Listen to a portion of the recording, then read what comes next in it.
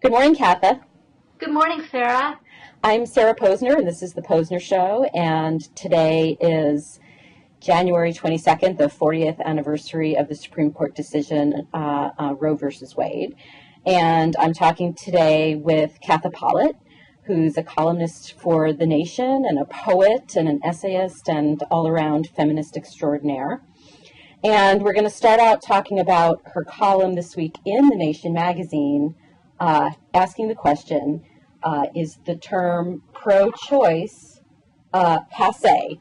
And this was provoked by a new campaign by Planned Parenthood called Not in Her Shoes, which was launched with a web video, which basically asks the question of people, maybe you shouldn't judge or make a decision for a woman who decides to have an abortion because you're not in her shoes. And you wrote about this, but you also wrote about, whether the term pro-choice should be completely discarded, and why, what the reasons might be for Planned Parenthood deciding to go in this direction that seems to suggest that, this issue is more complicated than the label pro-choice or pro-life.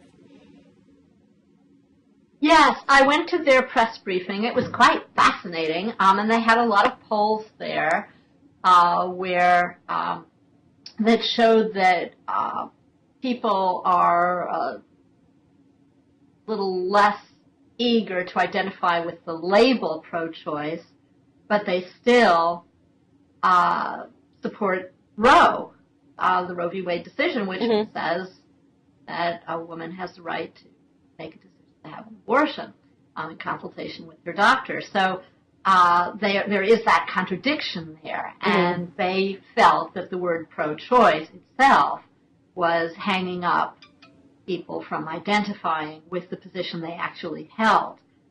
They did a lot of, they did focus groups, kind of hate focus groups, but I guess that's a topic for another day. Right. They did a lot of focus groups where people said things like, let me quote here, abortion is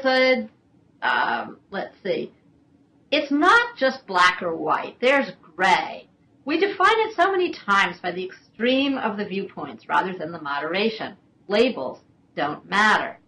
And then Dawn Legans, who was their executive vice president of Planned Parenthood, said to me, it was clear from the research that for most of them, their struggle was with what their own decision would be and under what circumstances.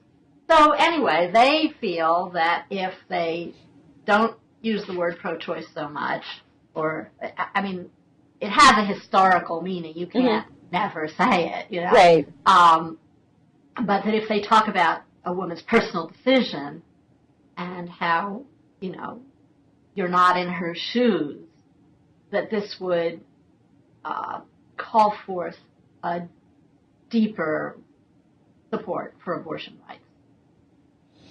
Because people would be more sympathetic to abortion rights if they didn't feel penned in by a particular label? Well, I'm having a little trouble hearing you, Sarah, but I think you have to ask them this, because to me it doesn't make a whole lot of sense, To me, pro-choice is the historical word. People know what it means.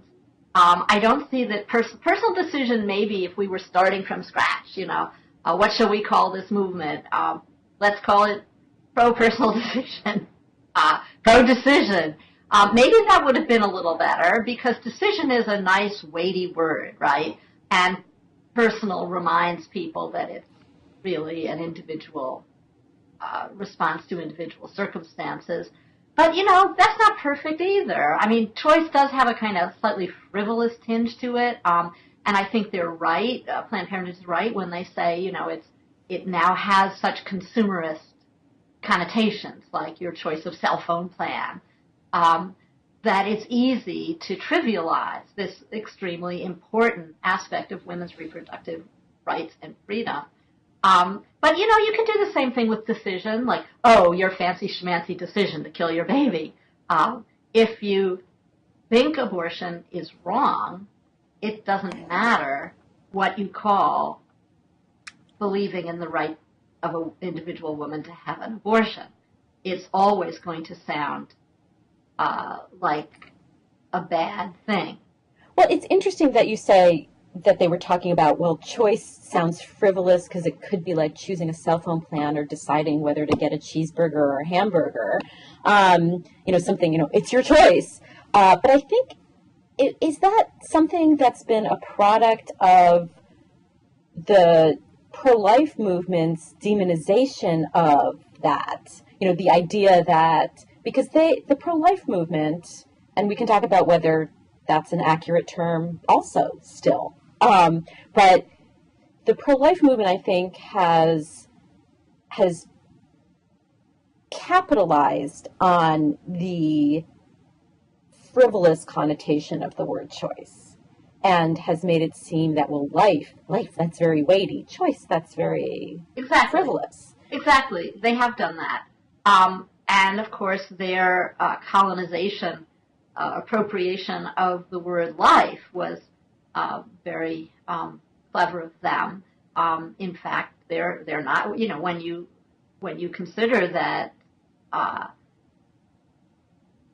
their lack of interest in what happens to born people, and when you consider the health risks of many pregnancies, it's obvious that they're interested in the life of the unborn. They're not interested in the life of the woman, and they're not interested in the life of born people either. But nonetheless, they did latch on to that word, which also elides the whole question of, well, is a fertilized egg a human life? I mean, it's human in the sense that it's not a cat, but is it a human in the sense that we are? I don't know. I mean, to me, it doesn't have any of the qualities that a human being has. Well, I have to say that, in defense of some pro-life people, I mean, I do know some pro-life people who are, anti-death penalty and anti-torture and pro-safety net, right? So, I mean, but I do think that in the main, the pro-life movement, particularly the politicized movement that's, for example, setting the groundwork for what they hope to be a case that will overturn Roe, and lobbying for the restrictions that are proliferating in state legislatures that are essentially geared towards not just making it more difficult to get an abortion, but, to make it nearly impossible to get an abortion in some places. I think that in the main, because of their focus on abortion to the exclusion of other people, that you're right, that they care about that to the near exclusion of other what could be termed life issues. Go ahead. No, I was just going to say that I think the pro-life so-called I guess I wish we've said opponents of abortion rights and supporters of abortion rights. That's really what it's about. And unfortunately, that is a little hard to compress. And so we have these monosyllables. Yeah. But getting back to Planned Parenthood's change of label,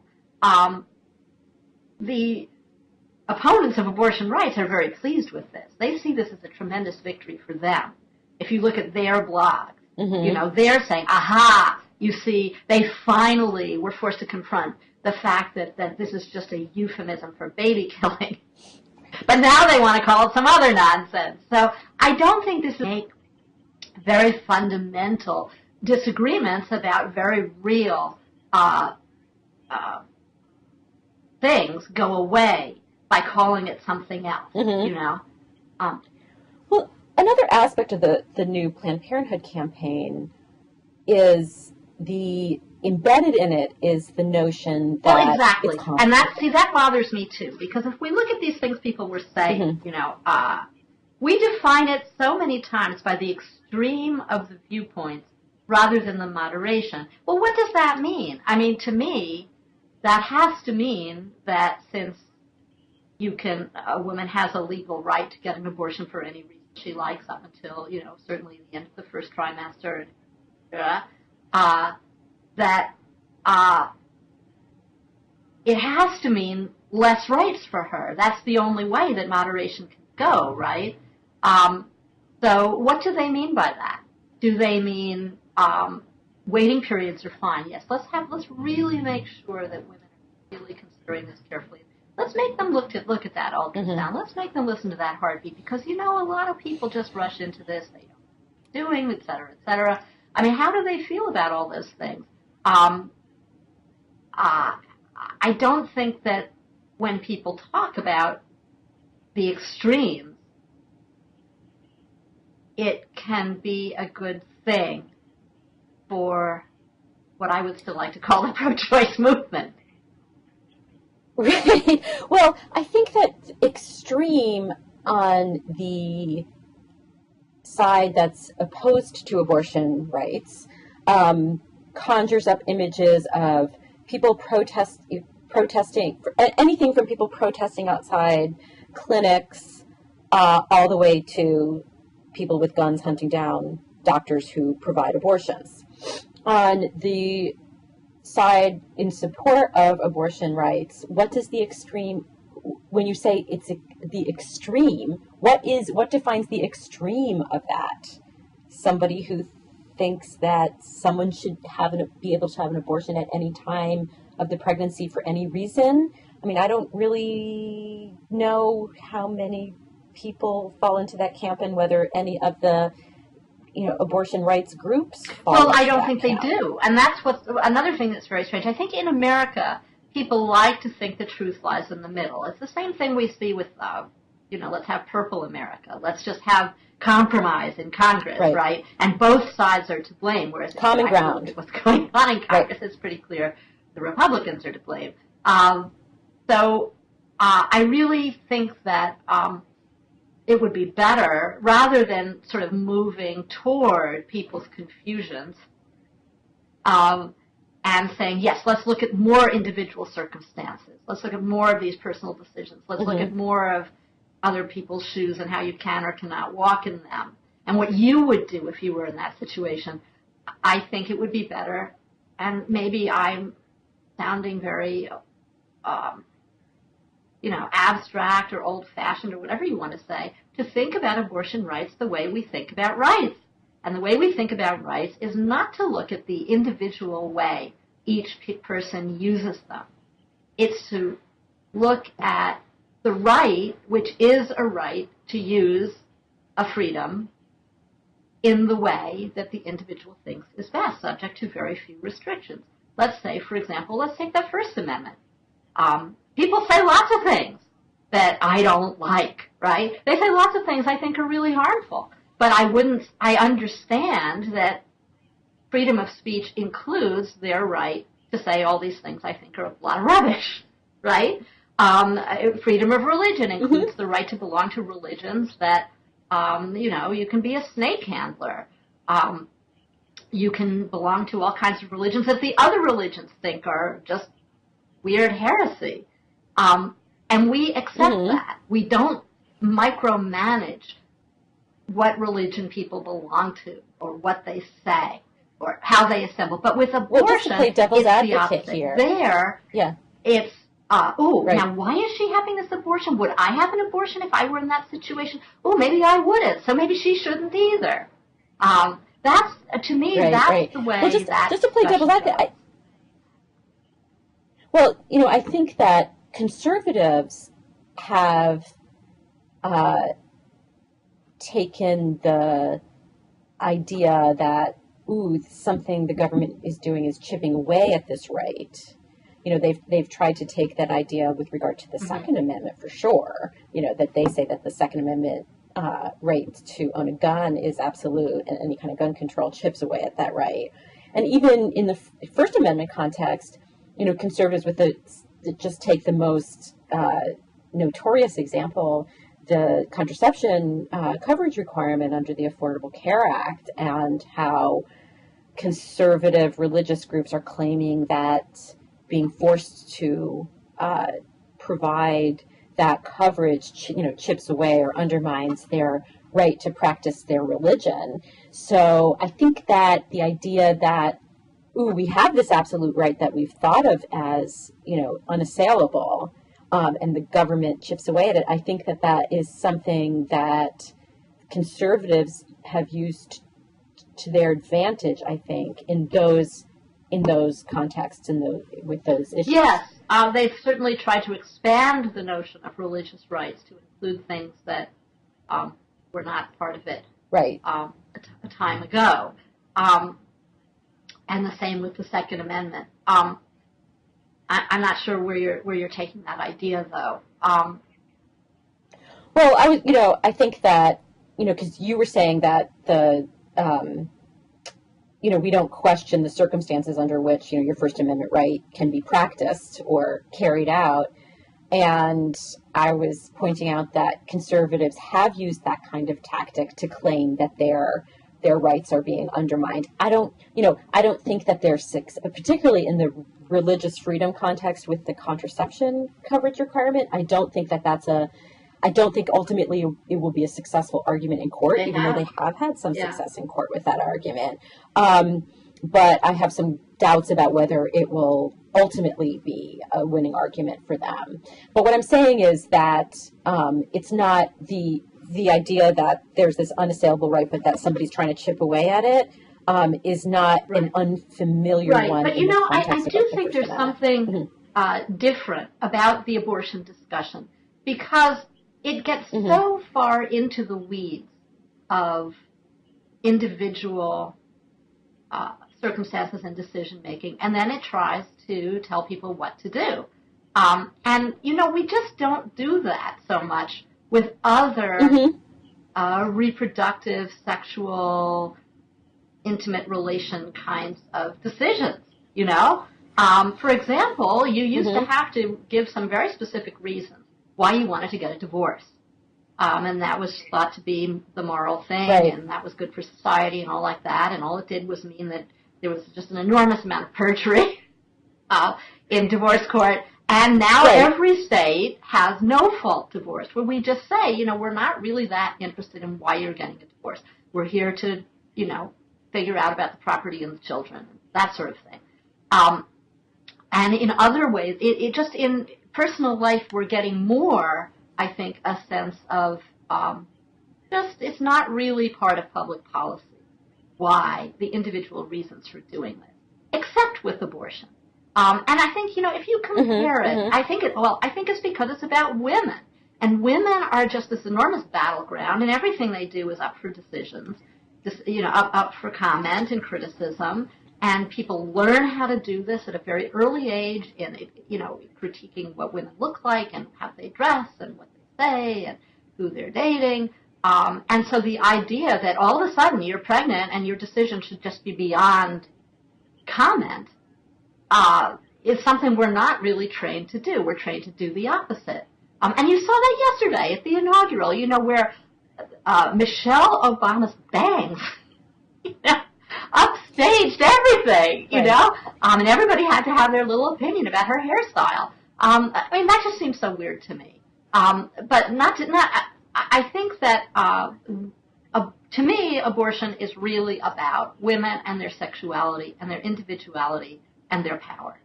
And these are all ideas that make people extremely uncomfortable, people of both sexes.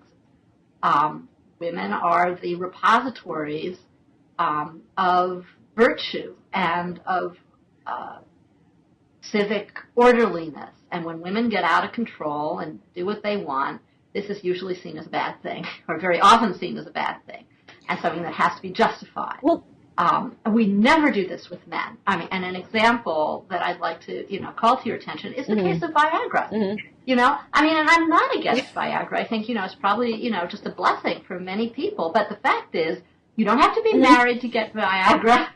You don't have to be planning to conceive a child to get Viagra. The doctor is not going to say, are you planning to go use this Viagra with a prostitute? Is this for your girlfriend? Do you have your wife? Or to cheat on your wife? Nothing. Right. It's just you want it. You have the diagnosis. You get it. And nobody has a problem with that. People might, have a problem with that, but it doesn't get anywhere in terms of public policy and prescribing. And the same thing is true of vasectomy. Men pretty much get to do whatever they want with their bodies. But when women want to do whatever they want with their bodies, it becomes a whole big deal.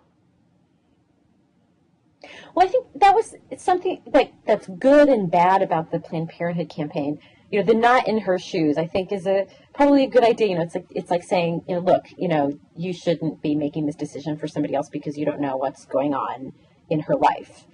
But does that matter? I mean, I think that, I mean, to me, you know, it's almost like suggesting that, well, we should probe what it is that's going on in her life to figure out whether we're in her shoes. And by saying that it's complicated and you're not in her shoes, and then that sort of invites somebody to say, well, yeah, I've been there, but I didn't have an abortion because I'm, you know, better than she is and decided to have the child even though I faced all these obstacles, and look at me. And so I think it doesn't really matter, you know. I think that the Planned Parenthood thing invites that sort of and discussion. I think, for example, now you're seeing this campaign just starting out with the opponents of abortion that rape should not even be an exception. Because after all, there are women who've had children born out of conceived in rape, and those children are. This campaign is being led by a lawyer who was one of these children. So some women are up for it, or some women, they did it because they had to, and it worked out. And so it's very hard to say that because, you know, that you can't really know another person's circumstances, and that should be the reason why they get to do what they want. Because first of all, people love to judge. They love to judge. They love to think, oh yeah, you know, if I were in that situation, here's what I would do. And you see this in, for example, internet, in comment threads. Underneath, go to Salon, look at, you know, any personal story, right? And the commenters are very quick to say, oh, well, if you didn't have to do that, you look at the idiotic thing you did over here instead of the smart thing you could have done. You can look at any story of why a woman had an abortion, and you can find, if you're minded to, some little tweak where you believe they could have done something. For example, there are a lot of people who believe there's a great deal of help out there for single mothers and children. Right. And also, you know, there are people who believe, like Joe Walsh, the recently defeated representative, who said you never need to have an abortion for health reasons. No one dies because they don't have an abortion. That's a very common belief. So people are using their own facts to a certain extent in the abortion debate, right? But I think also people like to feel better about their own decisions, which is why people like to pick away or analyze somebody else's decision-making process and say, well, you know, I was sort of there once, you know, I was sort of in your shoes once. And I think it's because people like to process other people's decision-making through their own prism, or other people's experience through their own prism. You know, if you tell somebody that you recently had some big life event, such as either having a baby or having an abortion or a death in the family or something like that, if you tell somebody that, they will inevitably say, you know, most people will inevitably say, you know, oh, when that happened to me, et cetera, et cetera, et cetera, and laying out their thing. And so I think that you're inviting that conversation as opposed to a conversation about rights and freedom and liberty and, dare I say it, choice. And another thing is that people do make the wrong decision. And this whole big discussion about, you know, oh, you know, regret, and, oh, I did this, but now I'm sorry, and, oh, this is so terrible. People sometimes make decisions that they regret. They get married, and then they have to get divorced, you know? And there's a story in the Science Times section of the New York Times today that women who marry when they have cold feet, they get divorced. It doesn't go away. They don't feel better. Yeah, you should really, listen to those feet. Stay icy cold. So people make mistakes. Why is the fact that you might have an abortion and then be retroactively regretful that you had it a reason to change the law? And so much is that an argument that is persuasive that, Anthony Kennedy, in upholding the federal so-called partial birth abortion ban, said, oh my God, a woman might have this procedure and then she might come to regret it. Well, maybe she would, but why is that relevant? We would never the idea, yes, the poor little flower, she must be protected from her regret because she's not capable of making a good decision. Well, that is so infantilizing. Exactly. But also I think that this whole getting into the weeds of somebody else's decision making and that, it's complicated and you're not in her shoes is disconnected, I think, from the reality of what most Americans believe on this issue. I mean, there have just been a raft of polls in the last week or so that show a majority of Americans believe that Roe versus Wade should be upheld. And I think just today, and now I have to put on my reading glasses so I can actually see what I'm looking at, a new NBC Wall Street Journal poll found that 70% of Americans want the landmark abortion rights ruling to stay, and only 24% would like to see it overturned. So I think when you ask the question, assuming that people know what the Roe versus Wade decision is about, because there was a poll last week from Pew which showed a rather alarming percentage of people, particularly those under 30, who couldn't correctly identify what the Roe decision, what the issue at stake in the Roe decision was. But I think that once you put it in that sort of framing for people, without asking, is it complicated? Is it should we have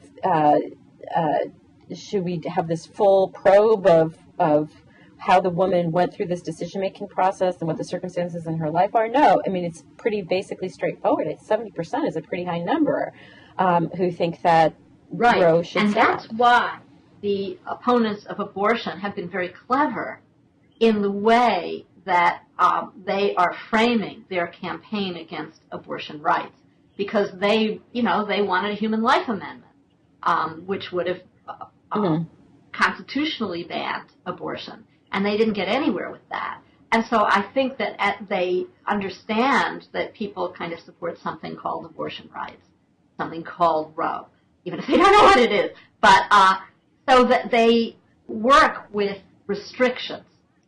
So they work with, if we can have a waiting period that, is 72 hours long, it makes people stay in a motel for 3 days, or make 2 8-hour round trips to the one clinic in, South Dakota. That's really good. And in fact, Michael New, who is works for the Charlotte Lozier Institute, which is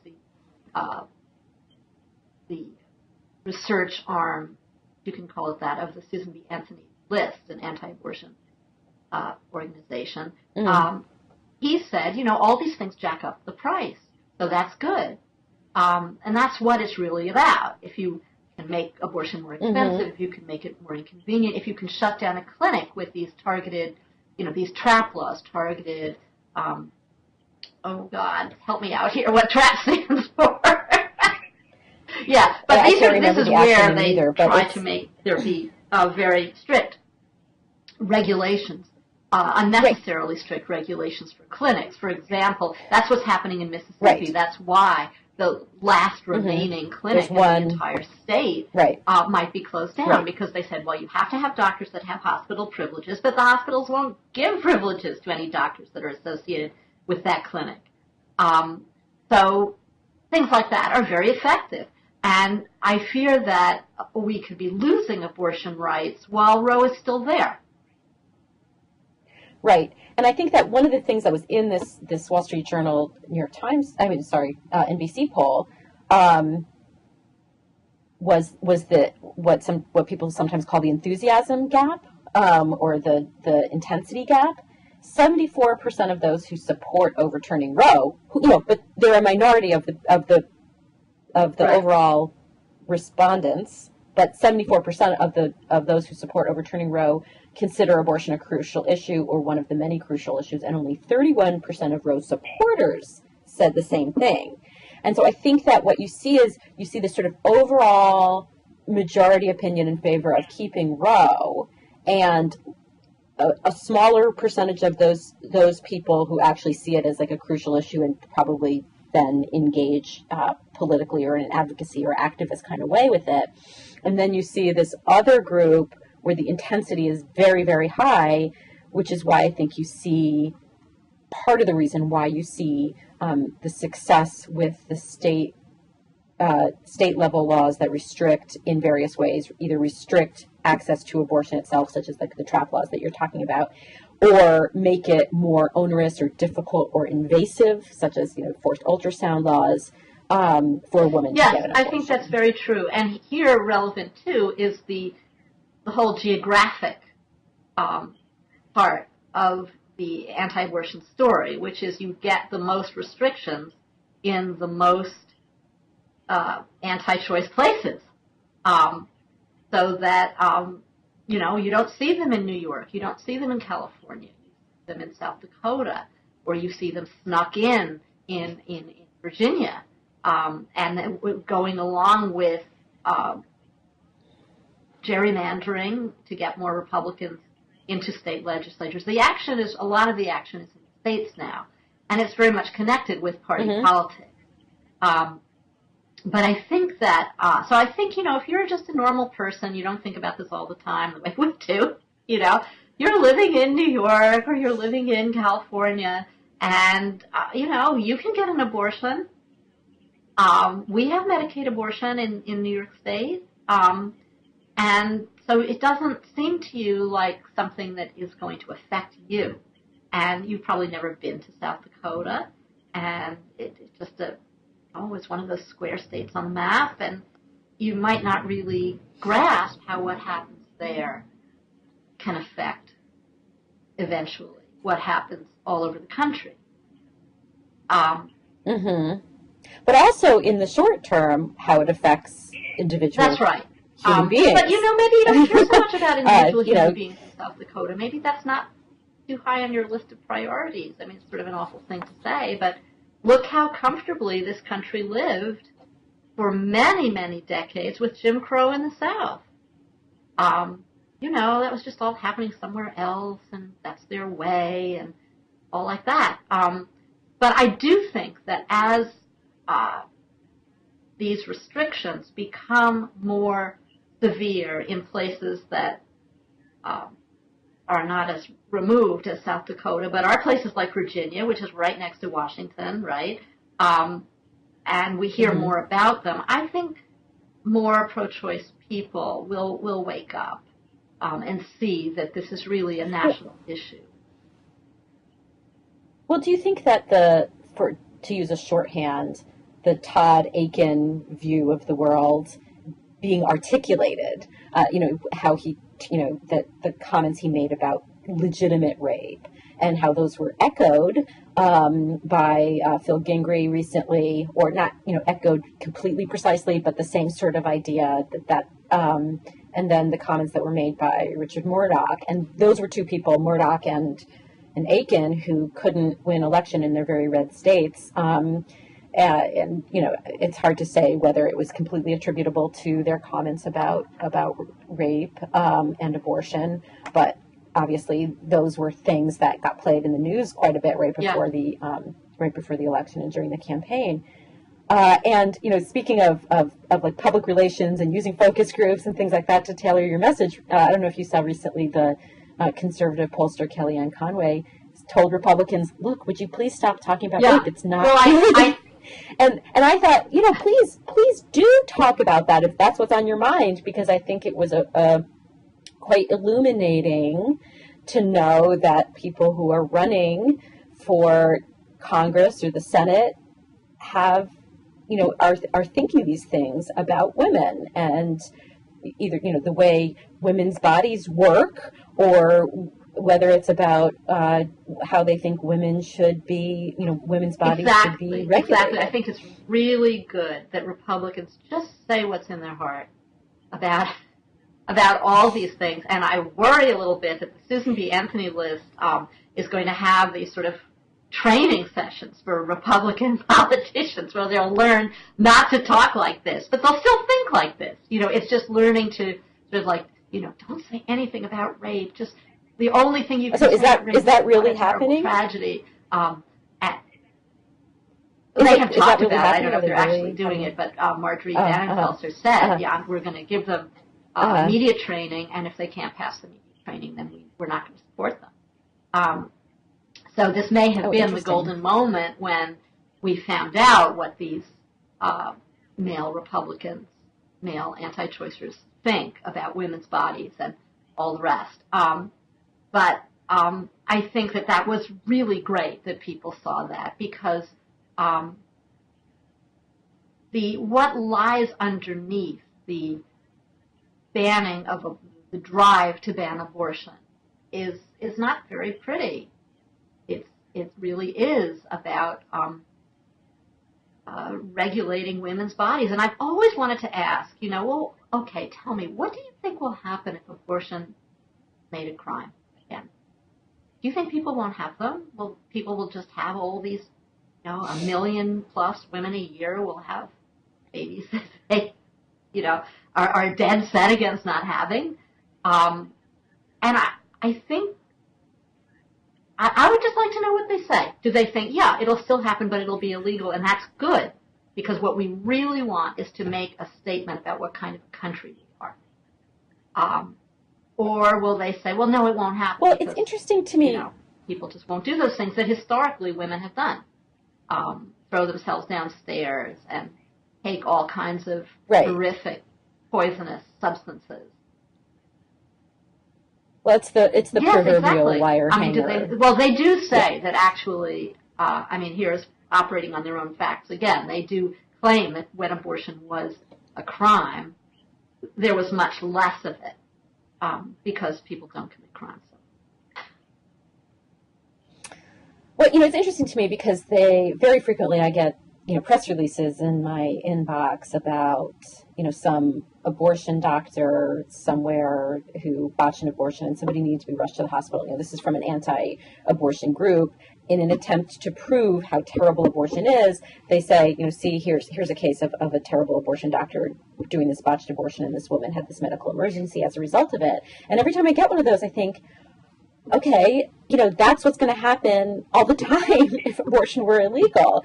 And, maybe not even by a doctor, but by, somebody freelancing or somebody self-medicating or whatever. So I just find that so fascinating that in the attempt to prove how terrible and dangerous abortion is, they're kind of making the case about why it should be legal and safely provided by medical trained medical professionals. Except, what then they would say, because I debated people who say this, if they make abortion a crime again, it won't be dangerous because there's antibiotics. So, in other words, legal abortion is very dangerous, as we see by these extremely rare instances of abortions that don't go well. But making it a crime will be fine because we have antibiotics. It really makes no sense. And that's where you can see that they're using whatever argument they can make that will have the immediate emotional or legal effect they want it to have. But their entire vision is just we have to get rid of it. We have to ban it. We have to be like most of the countries in Latin America where abortion is illegal even to save a woman's life, or with, exceptions to save a woman's life that are so narrow that, the doctors can't do anything while they try to figure it out and then the patient dies. And